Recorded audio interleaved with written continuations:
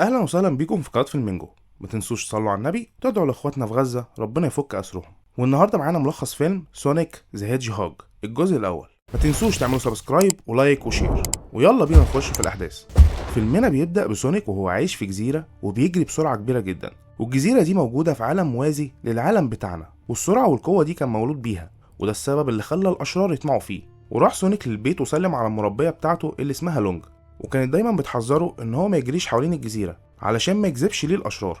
لكن سونيك قال لها انه محدش شافه وهو بيجري. وفجاه وهما بيتكلموا لقوا مجموعه من الاشرار حوالين البيت وبيضربوا السهام عليهم، فاخدته لونج وهربت بيه. ولما اتحاصروا من الاشرار عطت لسونيك خواتم سحريه، والخواتم دي كانت بتخلي سونيك يقدر يسافر لاي مكان هو عايزه عن طريق بوابه بمجرد بس انه يفكر في المكان. وضحت لونج بنفسها عشان سونيك يهرب، وده خلى سونيك حزين جدا. وبعد 3 سنين سونيك كان عايش في مدينة اسمها جرين هيلز، ومن أكتر الحاجات اللي كان بيحب يعملها هي مقالب في الضابط توم. وكان بيحب السكان بتوع المدينة جدا، لكن كان بيراقبهم من بعيد عشان خايف الأشرار يطمعوا في قوته. وكان أكتر الأشخاص اللي سونيك بيحبهم هو الضابط توم ومراته ماجي اللي بتشتغل دكتورة. وكان دايما سونيك بيتسلل وبيراقبهم وهم بيتفرجوا على الأفلام، وبتخيل نفسه عايش معاهم. وفي آخر اليوم بيروح بيته ويقعد يلعب بالألعاب اللي جمعها من سكان المدينة. ومع ان سونيك عنده سرعه كبيره وقوه خارقه، الا انه كان دايما حزين لانه حاسس بالوحده وما عندوش اصدقاء. وفي يوم سونيك كان بيتفرج على الاطفال هما بيلعبوا البيسبول وعجبته اللعبه جدا، وكان سونيك بيروح اخر اليوم الملعب عشان يلعب لوحده، وكان بيستغل سرعته ويلعب مع نفسه وكانه كذا شخص، لكنه في الاخر كان بيدرك انه لوحده وما عندوش اي اصحاب. ساعتها سونيك غضب جدا وبدا يجري حوالين الملعب بسرعه كبيره لدرجه انها ولدت طاقه مغناطيسيه مهوله اتسببت في فصل الكهرباء عن المدينة بالكامل. واجتمع بعدها المسؤولين عشان يتكلموا في الموضوع ده ويشوفوا ايه سبب الانفجار. فواحد منهم قال ان ده هجوم ارهابي، والتاني رد عليه وقال ان مفيش اي اثر للاسلحة في المدينة، وقال لهم ان حل الموضوع ده عند واحد بس وهو دكتور إيجمان، وقال لهم انه عبقري جدا وكان حصل على 5 شهادات دكتوراه. فاتضايق المستشارين من تعيين الدكتور إيجمان كمستشار للتحقيق، لانه مجنون لدرجة انه ممكن يدمر اي حاجة تقف قدامه عشان يوصل بس لهدفه. بعدها وصل الدكتور إيجمان مقر الجيش في المدينة وقابل العقيد وقال له انه المسؤول عن التحقيق في الانفجار. وبعد كده بيبعت الدكتور إيجمان الطيارات بتاعته لمكان الانفجار عشان تمسح الغابة للبحث عن اي دليل يساعده في التحقيق.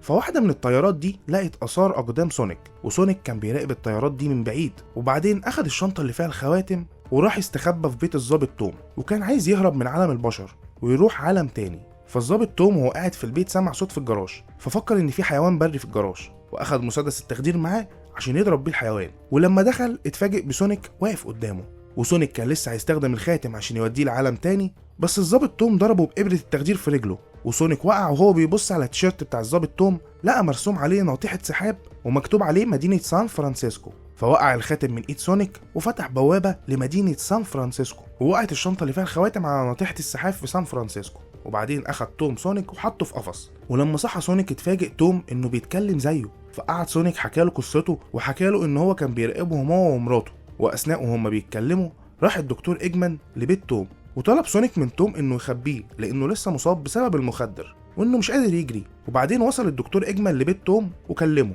وكان عايز يخش يفتش البيت لكن توم منعه وقال له ان مفيش حاجه هنا.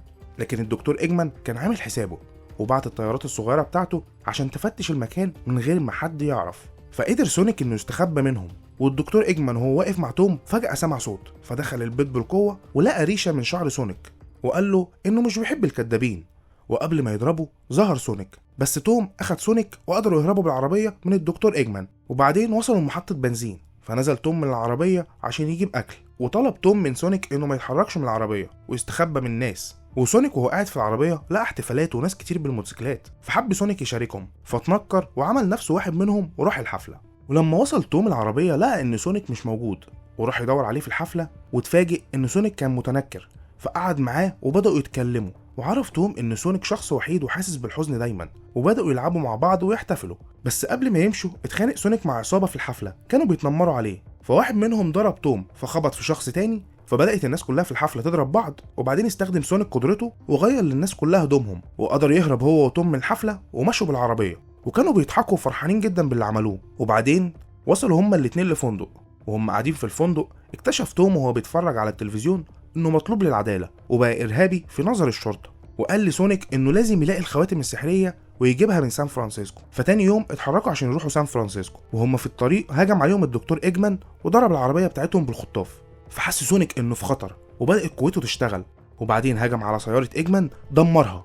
لكن ايجمان هرب واستخدم سياره تانية وكمل المطارده، ولما عرف انهم هربوا منه بعت لهم طياره صغيره خالص فضربتهم ودمرت السقف بتاع العربيه بالليزر، وكان فيها قنبله لزقت في ايد سونيك. فقعد يجري يتوم بالعربيه لحد الغابه، وبعدين نزل سونيك وما كانش عارف يشيل القنبله لحد ما شالها بالمفك، وفجاه انفجرت القنبله. لكن سونيك اتصاب في الانفجار وفقد الوعي، وتوم اخده معاه عشان مراته ماجي تعالجه، وكانت مراته بتزور اختها. ولما راح لهم البيت رفضت اخت ماجي انها تدخلهم، وكانت عايزه تكلم الشرطه، لكنهم ربطوا اخت ماجي في الكرسي. ولما شافت ماجي سونيك استغربت من شكله وما كانتش عارفه تساعده ازاي، فجابت ماجي حاجه ريحتها قويه جدا عشان تفوقه. ولما شمها فاق وقعد يجري بسرعه جامده في البيت. فاخدت ماجي توم على جنبه وسالته هو ايه اللي بيحصل. حكى لها توم عن كل حاجه.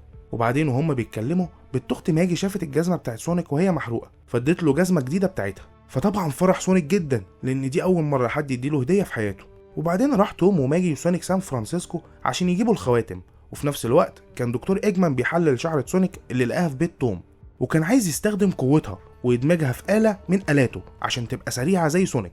وفعلا نجح في كده وقدر يدمجهم، ووصلوا الثلاثة للمكان اللي فيه الخواتم. وخبى توم سونيك في الشنطة وراح لموظفة الاستقبال ووراها كارنيه الشرطة بتاعه، وقال لها انه عايز يطلع على سطح المبنى. وفعلا وصلوا الثلاثة على السطح ولقوا شنطة الخواتم، وودع سونيك توم وماجي. وقبل ما يمشي سونيك ظهر دكتور ايجمان وضرب عليه صواريخه، بس سونيك استخدم قوته وقدر يوقفهم. بس وهو بيعمل كده دكتور ايجمان قدر يفعل سلاحه السري، وهو انه يبقى زي سونيك. واشتغلت الآلة وبدأ يطارد سونيك، وبدأ سونيك يفتح بوابات من الخواتم عشان يهرب، بس دكتور ايجمان كان دايما وراه. وفتح سونيك بوابة لأهرامات مصر، بس فضل دكتور ايجمان وراه لحد ما رجعوا تاني مدينة جرين هيلز ووقع سونيك. وكان دكتور ايجمان حاصره، وقبل ما يضرب سونيك جه توم من وراه وضربه، لكن ايجمان قدر يضربه ووقعه من الطيارة بتاعته. وفجأة سكان المدينة وقفوا جنب توم، فسأل دكتور ايجمان توم وقال له انت ليه بتدافع عن سونيك؟ قال له بان ده صاحبه وما يقدرش يسيبه لوحده. ولما سونيك سمع الكلام فجأة فاق من الغيبوبة وقام، بس كان بينور جامد وعنده قوة كبيرة غير كل مرة. وقال لإيجمان انه عاش حياته كلها بيهرب، بس المرة دي مش هيهرب وهيواجهه ويدافع عن صحابه. فاستخدم سونيك خاتم من الخواتم وفتح بوابة لمكان مهجور، واستخدم سونيك قوته الخارقة وضرب الطيارة اللي فيها ايجمان ورماه في البوابة. وقال تومي لسكان المدينة انه محدش يجيب سيرة لأي مسؤول باللي حصل وان سونيك لسه موجود. وتاني يوم جه ضابط مسؤول لبيت توم وقال له ان كل الجرائم اللي كانت عليه اتمسحت بالكامل وانه بريء وانه ممكن يرجع ضابط تاني، واعتذر له عن الكوارث اللي عملها دكتور ايجمان. وسونيك كان طالع وراجع لبيته في الغابة، بس توم قال له انهم بقوا اصحاب ويقدر يعيش معاه في بيته. قام توم اخد سونيك ووراه اوضته. فرح سونيك باوضته الجديدة لانه اخيرا بقى عنده عيلة واصحاب وما بقاش لوحده. وبيظهر في اخر الفيديو دكتور ايجمان وهو على كوكب اسمه كوكب الفطر، المكان اللي نفاه فيه سونيك، وده تمهيد للجزء الثاني. وبكده يكون الجزء الاول خلص. انتظرونا في الجزء الثاني، وما تنسوش تعملوا لايك للفيديو لو عجبكم وتشتركوا في القناة لو اول مرة تشوفونا. وبس كده، سلام.